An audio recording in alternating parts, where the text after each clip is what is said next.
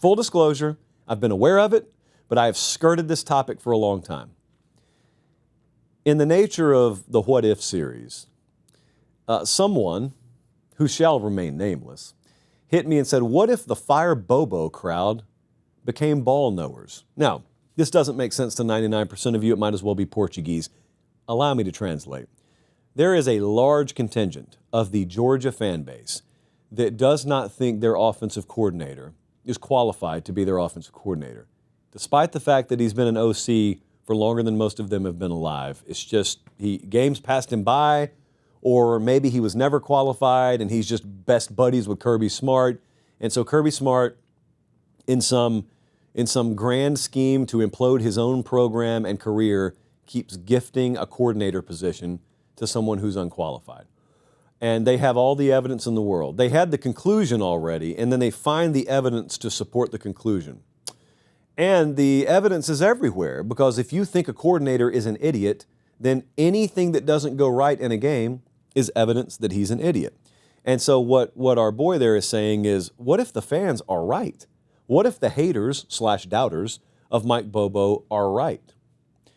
Well, I'll tell you where I fall on this. I don't know that people realize what Mike Bobo is running. You may think Mike Bobo's running his offense, which in a way is true. But Mike Bobo's running whatever offense Kirby Smart wants him to run. That's really what's happening. So in a way, it's Kirby Smart's offense. Now, that doesn't absolve it. If you think it's terrible, you think it's terrible. All I'm trying to say is, if you think for a second Mike Bobo's making any call on Saturday, or philosophically doing anything with that offense that is not approved of by the head coach, you're kidding yourself. So, if you hate what Bobo's doing, you hate what Kirby's doing. And a lot of you are nodding your head like, yeah, that's our point. Okay, so let's establish that. So a lot of you who hate what Bobo's doing, you indirectly tie that to Kirby Smart. So you don't approve of what Kirby Smart's doing. All right? So, my opinion on Mike Bobo, he's a pretty good to really good offensive coordinator. We actually have him graded as a 4-star offensive coordinator in our system. So we think he's one of the better guys in the world at what he does. Many, many Georgia fans would disagree with that. Okay, opinion. I would just ask you, when you back it up, what do you back it up with? Now, I'm not asking this rhetorically. I know full well that this is not a question that you get a silence in response to. I will get a mountain of feedback on this. And a lot of it is he can't win big games, or like in clutch moments, this or that or whatever, third down especially.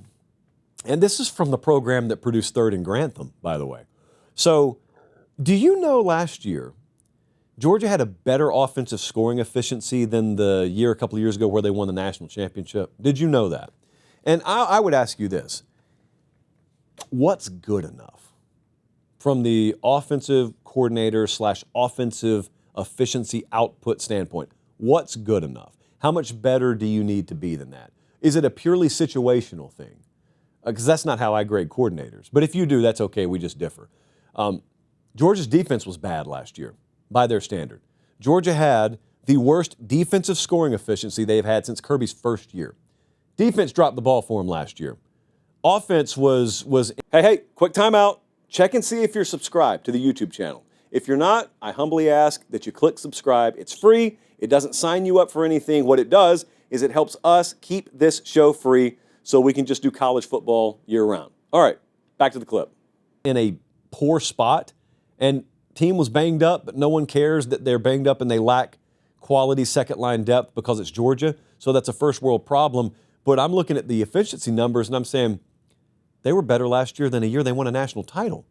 What are we talking about? Or if that's not good enough, what is good enough? That's my question. I don't need you speaking to me in the abstract.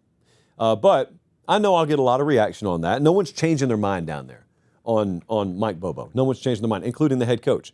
So you're going to be at an impasse on that front. But the other offer, I've made this offer before. I'm going to make it again. My offer stands. Here's all I need.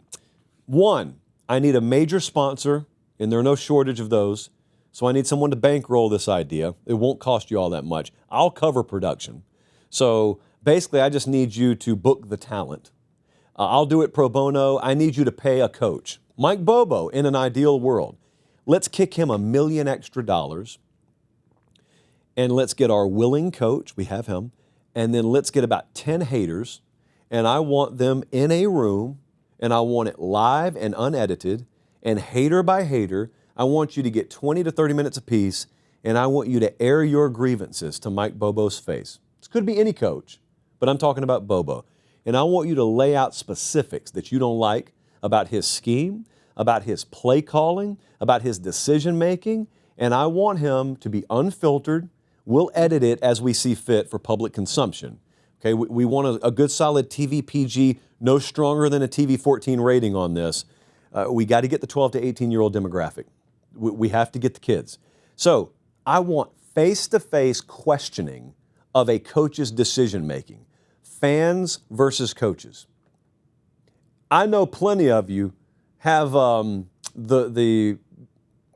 what word do I want to use? It's not bravery. I know plenty of you are willing to do this. They used to have a show called Pros versus Joes. Do you remember that show? Where normal people went up against professional athletes because they really did think because they ball out at the YMCA at 6 a.m. on a Tuesday, they could play for the Pistons.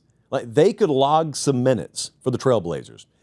And so Pros versus Joes already knew the answer, but if you've got folks ignorant enough to think that way, make money off of it. Sell it to advertisers and make money off of it. So I'm asking you guys, you live down in Ackworth, Georgia. You can't stand Mike Bobo.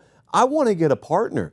I want to get an Academy or a Quick Trip or a Zevia. Let's kick Mike Bobo $1 million. Not that he's, in dire straits financially, but let's kick some coach enough money to where they're willing to sit face to face with their biggest critics and just dog walk them, pun intended, I guess.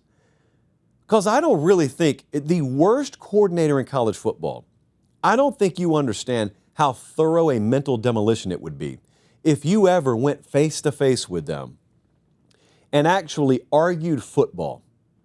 I really don't think that many people who question this stuff realizing this is not absolving Mike Bobo or anyone else. Nobody's perfect. Inevitably, Mike Bobo makes mistakes, just like every coordinator makes mistakes. I don't care who it is. It's not that. I'm not telling you Mike Bobo is perfect. I'm not telling you Bobo doesn't make mistakes. I'm just telling you if you ever happen to figure out he made a mistake, he knew it long before you did.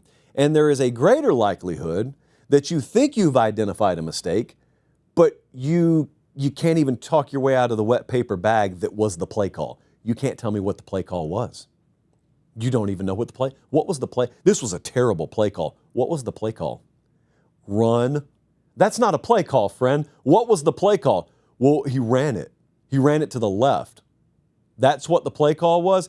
They just had an ISO shot on him up in the booth. It took him 13 seconds to get the play call out. You think it sounded like this? Run the ball. You think that was the play call? No. Probably a little more intricate than that.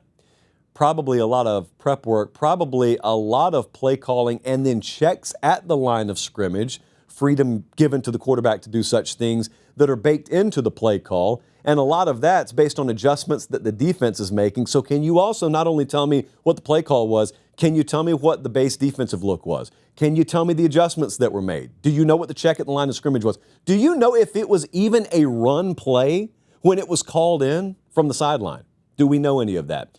Mike Bobo does. So he may be imperfect, but I'm telling you right now, it would be a TKO first half of round one if you had to go just shot for shot with him and explain to him how he sucks at doing his job. But that's just one man's opinion. And I know good and well that a lot of you think I'm wrong on this and you think that you're right on this, and that's cool.